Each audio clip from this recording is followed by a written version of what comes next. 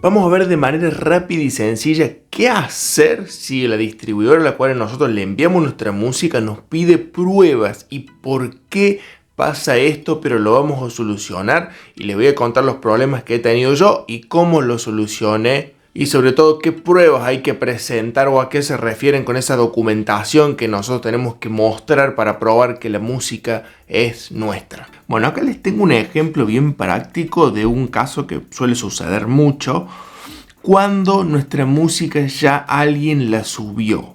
Fíjense el mensaje que me manda acá Rono cuando yo intento distribuir mi propia música, obviamente.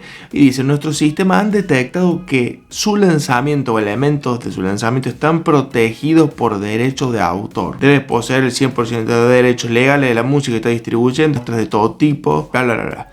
En realidad lo que nos está diciendo acá no es que está protegido por derechos de autor, sino que ya hay una pista subida anteriormente a la que nosotros intentamos subir. Y acá nos explica más claramente, coincide con esta pista y que está en Deezer, por ejemplo, y consiguientemente nos explica lo que tenemos que hacer. Envíe un correo electrónico, bla, bla, bla, con cualquier información, evidencia que pueda tener, o para más información incluye su nombre, usuario VPC para esta versión. O sea, ¿qué nos está diciendo acá? Que la música que nosotros intentamos distribuir ya está distribuida. Se puede tratar de un error, pero es raro. Generalmente la música ya está distribuida, alguien ya la subió y nosotros estamos subiendo lo mismo. Esto puede ser el total de la pista, puede ser que era un beat y nosotros lo cantamos, identificó el beat, o puede ser una muestra, por ejemplo un loop de guitarra que nosotros utilizamos para nuestra canción, identificó ese loop de guitarra. Casi todas las distribuidoras nos van a decir los links o las referencias a las cuales encontraron las coincidencias, entonces nosotros podemos directamente, por ejemplo, cliquear acá y buscar para ver qué onda, si realmente esto es así o se trata de un error. En mi caso tuve unos quilombos tremendos porque yo tenía música libre y no había hecho distribución digital. Entonces un montón de gente la subió a su nombre y yo después intenté hacer distribución digital, entonces tuve que mandar un montonazo de pruebas con todas estas cosas. Ahora, ¿cómo lo solucioné yo? Ustedes pueden registrar su música en lo que es Safe Creative, no esperen que lo pronuncie bien. Y yo, la gran mayoría de veces, ¿qué es lo que hacía? Por ejemplo, yo acá tengo un tema que se llama Blood, por ejemplo.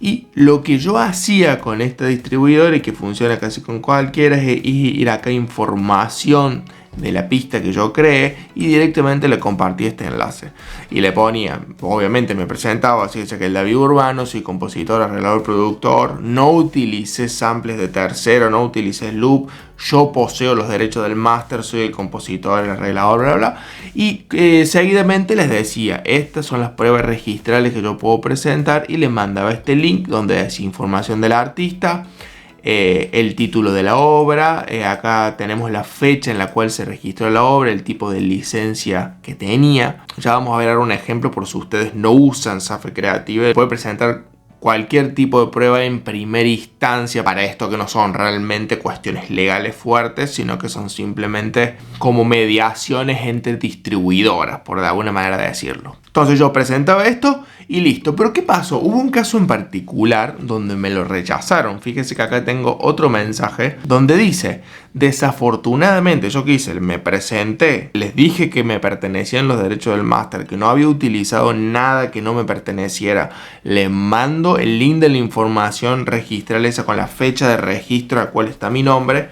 Y me dice, desafortunadamente esto no muestra que tenga los derechos de la pista en cuestión. Y después dice, envíe suficiente prueba de la propiedad de la versión que podría consistir en un video del proyecto abierto SUDA. Ustedes imagínense que en este caso en particular yo estaba distribuyendo un tema que hice aproximadamente, no sé si 2018, 2016.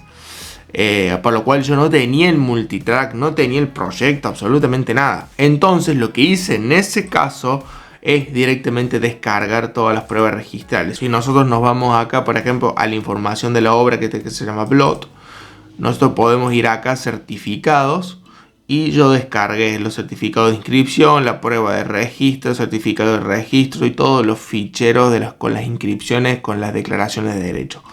Son un montón de PDFs y pruebas registrales que yo le mande y ahí sí, ya dije, no sé, una cosa de loco. Pero ahora, ¿cómo hacemos si ustedes no utilizan SAFe Creative y ustedes, o sea, sí o sí tienen que registrarla en algún lado? No lo suban así nomás porque directamente no hay chance. Entonces, en base a lo que me pasó a mí, muy recomendable guardar los proyectos. Yo sé que por ahí uno utiliza un plugin, pasan 2 o 3 años, pues ese plugin no se puede usar más, o lo desinstalaron, no lo encuentran, o qué sé yo qué onda. Entonces por ahí guardar el proyecto y guardar el multitrack. Por las dudas, tenerlo ahí reservado. Conjuntamente, siempre hacer un registro. Ahora, el registro para mí más fiable, de más peso, es el registro de su país oficial. En este caso, acá en Argentina tenemos la DNDA, que es la Dirección Nacional de Derechos de Autor. Conjuntamente, nosotros hacemos el primer trámite ahí y después pasamos a lo que es SADAIC. Pero ustedes dirán, ¿por qué digo que es el registro con más peso y lo estoy registrando yo en SAFe Creative y no en la DNDA? Porque la DNDA es muy burocrática, muy lenta, realmente no me gusta para nada, pero tiene un peso legal muy fuerte. Si nosotros estamos hablando de pesos legales de prueba, siempre una institución como por ejemplo la DNDA, la Dirección Nacional de Derechos de Autor, va a ser más fuerte que SAFe Creative en el caso de que la fecha sea anterior. Todo esto también depende obviamente de la fecha, porque si yo tengo un registro de SAFe Creative que lo hice en 2003 y ustedes me vienen con una DNDA que la hicieron en 2016, por ejemplo, habría que ver a consideración del juez los aspectos legales. Pero en el caso de que ustedes presenten una prueba como la DNDA, tiene mucho peso en cuestión legal.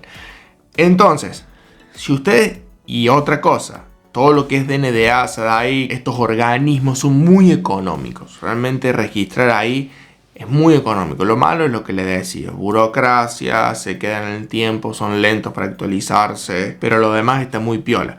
Entonces, si a ustedes les llega un correo como este y no utilizan SAFe Creative y no utilizan ninguna otra página, tienen que haberlo registrado, si están en Argentina, en la Dirección Nacional de Derechos de Autor. Si ustedes están en España, hay otros organismos. Si ustedes están en otros países, casi todo país tiene su organismo por el cual ustedes pueden protegerlo. Entonces, en ese caso, ustedes tendrían que escanear o sacar fotos a los documentos que le brindaron cuando hicieron la inscripción de eso. Otra cosa a tener en cuenta es que cerciórense de que realmente tienen los derechos para la distribución digital.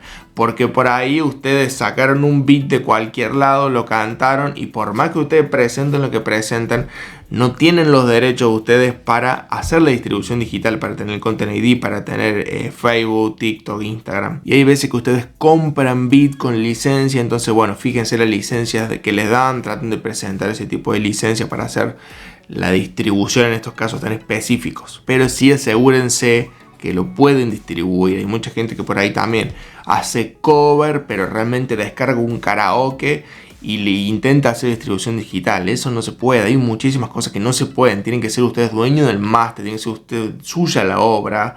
En muchos casos, si hacen cover, necesitan una licencia para ciertas plataformas. Entonces, investiguen bien qué onda, si realmente están en posición de apelar esto y presentar las pruebas que les están solicitando. Siempre traten de hablar con un lenguaje formal, no hablen como si estuvieran hablando con un amigo, porque eso le quita seriedad al asunto. Hay un moderador detrás que va a evaluar su caso y si ustedes hablan así de manera informal, muy poco profesional, no va a ayudar mucho a su caso. Entonces hablen en términos profesionales, como las palabras adecuadas, que son dueños del máster, que esto, que el otro, que no utilizaron muestras, no hacia la manchancha porque puede dificultar la resolución del caso. Bueno, espero haberlo ayudado. Si les quedó duda de algo, que yo espero que no, pero si les quedó alguna duda de algo, me lo pueden comentar y yo ahí trato de aclarar lo que pueda. Dentro de todo, yo no soy experto legal, entonces bueno, en la medida de lo que yo pueda asesorarlos y ayudarles en este tema, me lo dejan por ahí abajo en los comentarios.